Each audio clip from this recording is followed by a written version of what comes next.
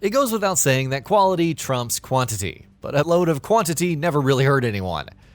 Thankfully, we're living in an age where the technology that video games are built on is able to keep up with the ambitious visions developers have for their projects. Games are getting larger by the day, and the sizes of their worlds growing to epic proportions. There was no shortage of similar experiences in 2020 either. That's exactly what we'll be talking about in this feature, as we list the biggest video game worlds of the year. Assassin's Creed Valhalla. It should be no surprise that an Assassin's Creed game has quite possibly one of the largest worlds we've ever seen in a video game. And while the sheer size of the world you explore shouldn't be a surprise to anyone, what is surprising, especially after the infamously bloated Odyssey, is how well Valhalla populates that ridiculous amount of real estate. A smart structure staves off most issues to do with bloat. The pure and simple fact that this is a 100-hour game can be daunting in and of itself. Ghost of Tsushima. Sucker Punch spent more than half a decade working on Ghost of Tsushima, and fans have been waiting to get their hands on the game for a long time as well. It's fair to say that the final product did not disappoint. Ghost of Tsushima has a massive open world, and it's one that strikes the perfect balance between the structured style of more mainstream open worlds and the more organic style of something like Breath of the Wild or Red Dead 2. What truly elevates the island of Tsushima, however, is the gorgeous art style of the game, which ensures that no matter how long you've played it, around every corner you'll chance upon yet another incredible sight to behold. The FALCONEER. Xbox Series X and S launch title, The FALCONEER is not, unlike many other games in this list, a big-budget AAA production, which should make its size and scope even more impressive. In fact, what compounds that even further is the fact that the entire game was built by one single person. The FALCONEER, taken as a whole, is a solid and enjoyable ride, if one with its fair share of flaws. But the one area where the game deserves unreserved praise is how it does justice to that ambitious size. Watch Dogs Legion.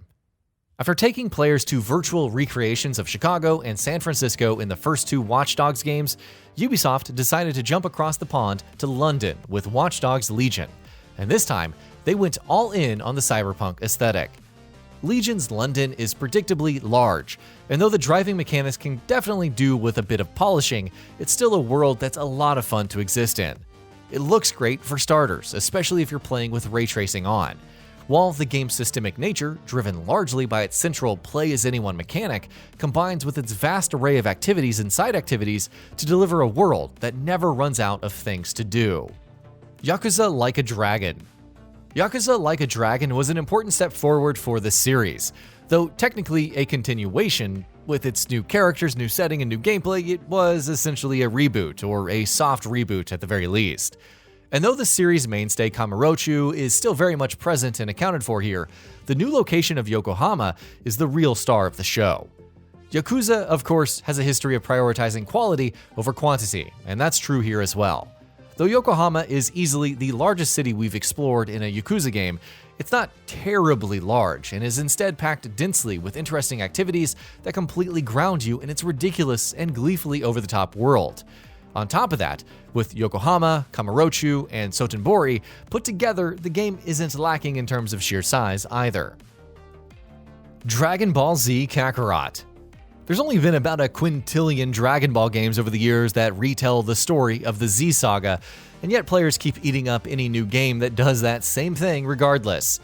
With Kakarot, however, the allure was obvious and undeniable, seeing as it offered not only a complete retelling of Dragon Ball Z, but did so in an action RPG set in a massive open-world environment. You get to fly about in this massive open world as a Saiyan and do quests and side quests is an elevator pitch that would win over even the most jaded Dragon Ball fan. And though Kakarot never goes above and beyond what it promises, it at least delivers on the promise it does make very confidently. Mafia Definitive Edition. Mafia has to be one of the most inconsistent high-profile franchises around, but this year it delivered an irrefutable great game, which, appropriately enough, was a remake of its best installment. Mafia Definitive Edition's world is a stunning recreation of the first game's setting, capturing the tone and atmosphere of the original perfectly, while also tweaking it with slight additions and radically improving it with pristine visuals. Sure, Mafia isn't really that much of an open-world game, given its linear, mission-driven structure, but there's still the free ride mode for players who want to aimlessly drive about and explore its open city. Xenoblade Chronicles Definitive Edition. Few RPGs since 2010 have managed to come close to Xenoblade Chronicles in terms of size and ambition. This year, this monolith masterpiece got a facelift with an impressive remaster, which proved once again just why it's considered to be one of the best RPGs ever made. Exploring the world of Xenoblade is an absolute joy, not just because of how large it is, but also because of the excellent content that populates the world. Xenoblade is a game that constantly keeps smacking you in the face with sights of incredible beauty and impossible scale, and in spite of how frequently it does it, it somehow manages to retain that sense of awe and wonder right until the end. Paper Mario: The Origami King. Paper Mario might never go back to being a proper RPG, or it might, who knows. But even though The Origami King wasn't what we've been waiting for since the Thousand Year Door came out all those years ago, it is still the best Paper Mario game in years. One of the many things that it gets right is its world, which is bright and colorful and full of large and varied environments. These environments are consistently fun to explore as well, thanks to the game's collectibles and side activities, and more than anything else, its beautiful art style, which it leverages to show players some truly wondrous things. Marvel's Spider-Man Miles Morales. As far as the open-world environment was concerned, we knew exactly what to expect from Marvel's Spider-Man Miles Morales, seeing as it used the same map as its predecessor without any changes, other than aesthetic ones. What was Insomniac's largest open world ever in 2018 then, is still their largest world in 2020. What makes it stand out, however, is the plain and simple fact that you get to zip around like Spider-Man. Thanks to the faster frame rate on the PS5, the lack of any load times while fast traveling, and Miles' Venom powers, which add a whole nother layer to the traversal and combat, traversing this world is even more enjoyable than it was in 2018. Demon's Souls. Unlike From Software's later Souls games, Demon's Souls isn't set in a single, seamless world, opting instead to present players with several large environments, all connected by a single hub location. Bluepoint's remake obviously follows that same structure, but even though it's not a seamless world, it still impresses with its size. Like any Souls game, Demon's Souls doesn't go for vast open environments, instead delivering environments that are still large, but designed in a more winding and interconnected fashion. The size of each of its worlds is still impressive though, individually, but even more so when taken together. Nioh 2. Like Demon's Souls, Nioh 2 isn't an open-world game. It follows a mission-based structure and progression. In spite of that, the size of its world is nothing to scoff at.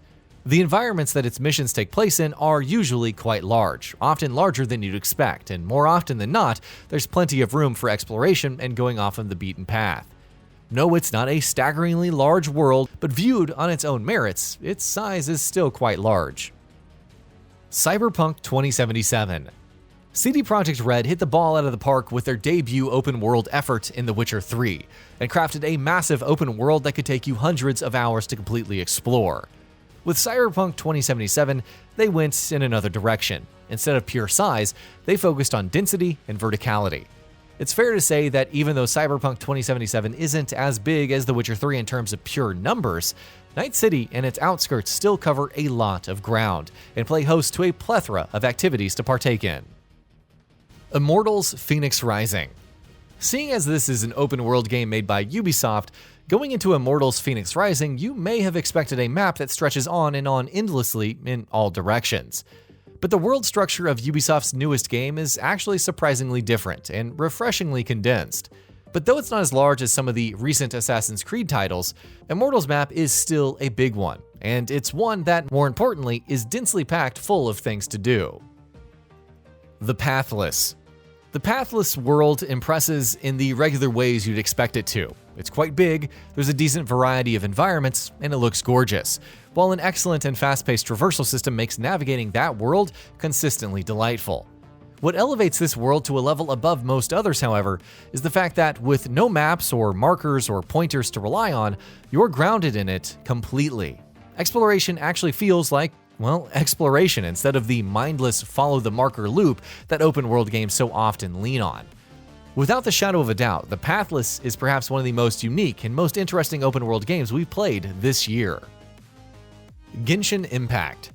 You'll often hear people saying that it's hard to believe that Genshin Impact is a free-to-play title, and you don't need to spend too long with the game, though you certainly will, to see why. This right here is a beautiful, well-made production that is set in a large world that's full of life. Exploring these environments is constantly engaging thanks to an abundance of activities to tackle, while the simple act of moving stands out as well, thanks to a traversal system that borrows liberally from Breath of the Wild. There's been no shortage of games that are built on Breath of the Wild's ideas these past few years, and there will certainly be many, many more to come. But Genshin Impact is easily one of the most impressive games of that nature that we've seen so far. Microsoft Flight Simulator. Months ago, no one could have predicted that Microsoft Flight Simulator would have been one of the most impressive games of 2020. But these are strange times we live in. Flight Simulator's massive open world is a stunning achievement for so many reasons. It's probably the best looking open world game we've ever seen. Exploring it and seeing the sights and sounds of Earth is endlessly enjoyable. And Asobo Studios and Microsoft's ingenious usage of cloud and Azure tech makes it such an authentic experience. Whether it's for virtual tourism, or to marvel at the game's visuals, or simply to sit back and relax while you fly across the globe, Flight Sim's open world is one we'll be going back to time and again for many years to come.